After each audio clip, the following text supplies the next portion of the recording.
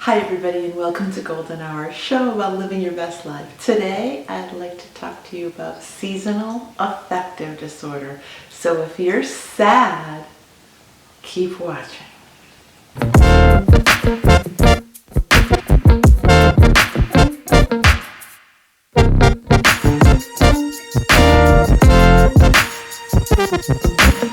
Hi everybody, today I'd like to talk to you about S.A.D, seasonal affective disorder. Now I'm going to talk a little bit about the causes, the symptoms, and what you can do about it, but I'm not going to get really technical. I'm going to talk more about my experience with it, so maybe that can help you in dealing with your symptoms. But you're going to want to stick around to the end, because that's when I'm going to talk to you about what I do to lift myself out of this terrible seasonal depression. So the first thing you want to realize is you're not alone. Seasonal affective disorder affects between 1 to 3% of adults. It is a subcategory of major depressive disorder. It is not a lighter version of depression.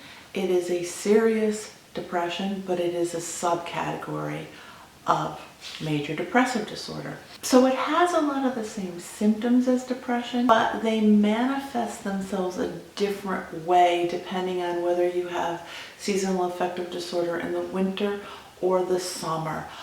There are different seasonal depressions. I'm going to focus more on the winter one since that's what I deal with. Now, I've never been formally diagnosed with it. I have severe and debilitating O.C.D, which is an anxiety disorder, and that I was diagnosed with over 30 years ago, and that is a daily struggle that down the road I guess I will delve into to try to help some of you guys that may have O.C.D. But today I'm going to talk about this because although I haven't been formally diagnosed with it, I know I have it. It's something that really affects me. So let's talk about some of the symptoms first, and then I'll talk more about my personal experience. So one of the symptoms of S.A.D is fatigue. You're just tired and lethargic, and as a result, you may sleep an enormous amount compared to what you used to sleep during the times of the year that you're not depressed. You'll also experience a change of appetite. Now, usually with S.A.D, winter seasonal affective disorder, it's a increase in appetite. It is not a decrease in appetite. So you want to eat more, and you are drawn to carbs because carbs give you that feel-good feeling. But it's a false sense of feeling good because ultimately carbs will drain your energy, make you more anxious, but it gives you that initial boost. So you're drawn to carbs, you overeat, you sleep more, your mood may change. You may become more irritable during this time of year. You might avoid things that otherwise brought you joy, staying home a lot, and you may experience weight gain. Now, there are people that gain weight in the winter that aren't depressed. There are people that don't like to go out in the snow that aren't depressed, but you'll feel it. It's a gloom. It's a feeling of no hope. You just don't have any interest in anything. Showering takes effort. It's just real depression, but it's condensed into 4 months instead of 12. It's very common in the northern latitudes in the winter, not so common in the southern part of the country or the southern hemisphere because they have the sunshine and they have the extended days. Now let's look at some of the causes. Again, I'm not going to get too scientific. You can find that information anywhere. At the end of this, I'm going to talk more about my personal experience and hope that that helps you dealing with your depression. There have been a lot of studies on what causes this. One of the big things is that your circadian rhythm, that rhythm for all your body functions, not just sleep, but when enzymes work in your liver, it's all based on an internal clock. And because of the shift in time and the shift in the sunlight, your circadian rhythms can get messed up. So you may stay up later and sleep later, or just crave more sleep altogether. What disrupts that internal circadian rhythm is the lack of sunlight. So theoretically, if you were able to get more sunlight, that would put your circadian rhythm back to where it should be. Now, another thing that happens that can cause this seasonal depression is your serotonin levels drop because of reduced sunlight. And as we all know, that serotonin is one of those chemicals that's released in the body that increases a feeling of well-being, and it's a mood elevator. That's why when they treat depression, a lot of times they will give you an SSRI, which is a serotonin reuptake inhibitor. Basically, it just keeps serotonin floating between the synapses of the brain. And so reduced levels of serotonin are going to cause depression. Also, with the season change, the coming into winter, melatonin levels decrease, which affects your sleep pattern. So as you can see, there's a little bit of a pattern here. You're losing these vital chemicals in your system because of reduced sunlight, and therefore they trigger depression in some people.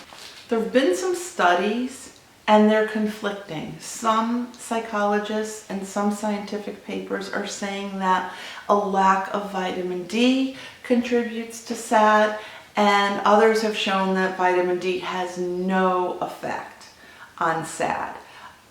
But vitamin D is something that we do get from natural sunlight, and I will talk about that in a little bit. So some of the things that are suggested, not some of the things I'm doing, but some of the things that are suggested is psychotherapy, drugs, probably something like Prozac or some other SSRI, and light box therapy, which in most cases is a full spectrum light that mimics the sunlight.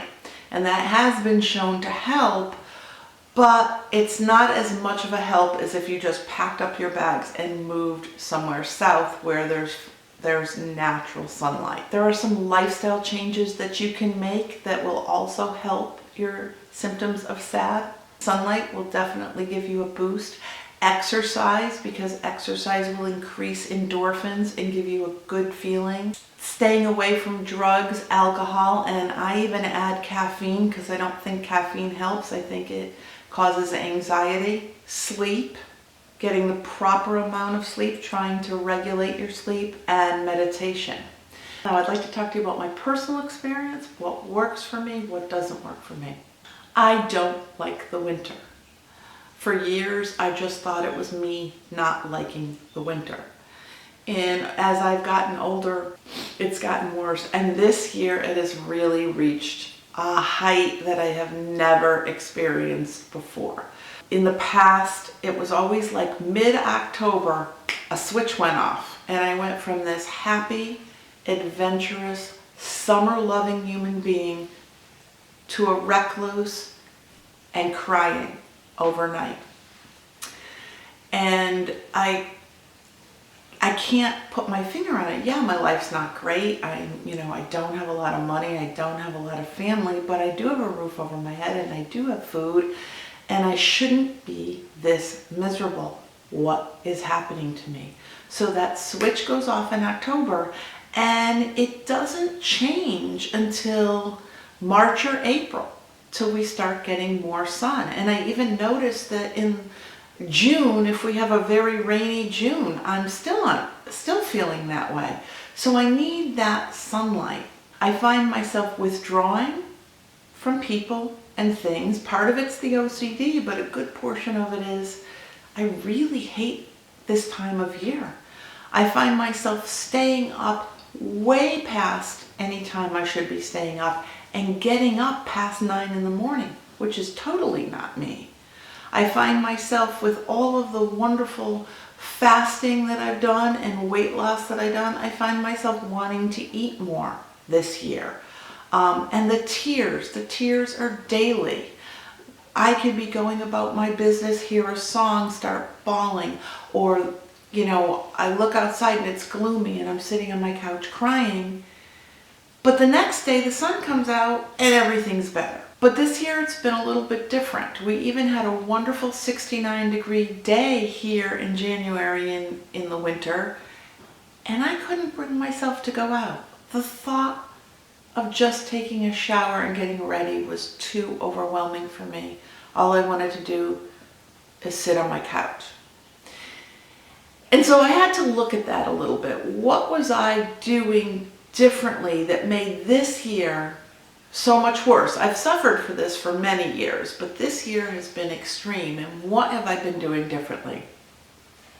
And one thing I found is I'm giving into it. I'm allowing myself to become isolated because I hate the weather. So I am trying to stop that. The other thing is I'm not sleeping irregular hours. I'll stay up one day till 2 and get up at 10 the next morning. Next night, 11 and get up at 8. And you really need to regulate your sleep. So number one, try to stay connected to other people or to do the things in your life that give you some feeling of accomplishment. Whether it's painting, doing a YouTube show, going out and help someone, playing with your dog. Find purpose. Eat better. Because of my financial situation, I found myself buying less vegetables. And I'm a vegetarian, so if I don't buy vegetables, I'm going to eat carbs, bread and cheese and things that I shouldn't be eating. So I started to go back out and buy fresh produce, which has helped. I would say take a B complex, which I'm going to talk about in another video. I do have a video on the benefits of bees, and I stopped taking them because I really hated the nutritional yeast that I was using, so I switched the product, and that has helped. For me, vitamin D really does help, even though the jury's out on whether it does any good. It does help me, and I had stopped taking that for 6 months. I just last week started back on that, and I see a world of difference. I don't drink caffeine or eat sugar, so these things do help. And I highly recommend fasting as well for help. But just to reiterate at the end of the video, find meaning in something, try to stay connected even if it's just by the phone calls. Try to sleep a regular schedule. That really makes a difference. Avoid sugar and caffeine and alcohol. Exercise to get your endorphin levels up. Take the B vitamins if you can. Take a D vitamin if you can. And wherever possible, get outside, get connected to nature, and feel the sun shine on you. One of the things that helps me is to take your car out to a sunny spot, no matter what state you live in. If you need to crank the heat because you're in a cold place, crank the heat, have the sun hit on you. It mimics summer, and it'll make you feel a whole lot better. If this video helps you in any way, click like, click subscribe, share, and comment below, and I'll see you next week. Go get your shine on and try to get in the sunshine.